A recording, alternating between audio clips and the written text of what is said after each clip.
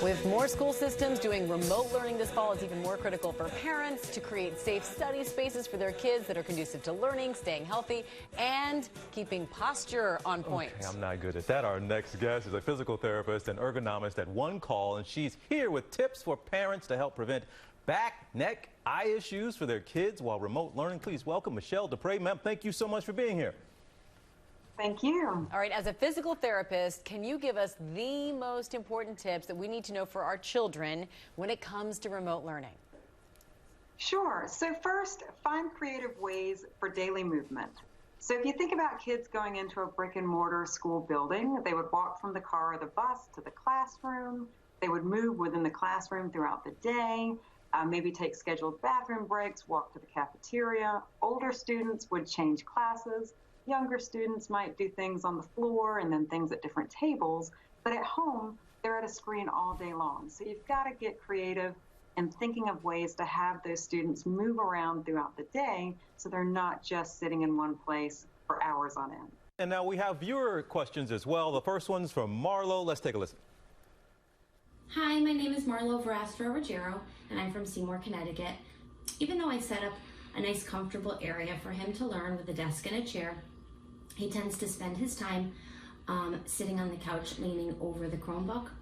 My question is, how will this affect his posture long term? Will there be any lasting effects? Yes. So slouching overstretches muscles in the back and it shortens muscles in the front that can create an imbalance that leads to fatigue and ultimately could lead to injury.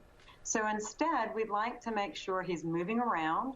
So get those inherent breaks between sitting and standing. If he's listening to an activity, perhaps he could just stand while he's listening. If he's actually participating, then he could be sitting. Also, you want to try to achieve ideal posture while he's sitting. So the first thing you would do is have him sit in a chair, find his earlobes. They should be over his shoulders, which should be over his hips.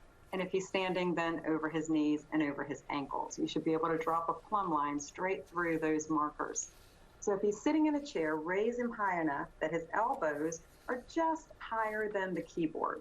So when you do that, that's likely going to leave his feet unsupported. So now you want to add packs of paper or shipping box under his feet to keep his knees and his hips about 90 degrees while sitting so he can sit nice and tall with his shoulders relaxed. Michelle Despres, thank you so much for those pro tips. We certainly appreciate it.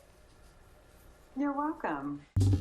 Well, hey there, GMA fans. Robin Roberts here. Thanks for checking out our YouTube channel. Lots of great stuff here. So go on, click the subscribe button right over here to get more of awesome videos and content from GMA every day, anytime.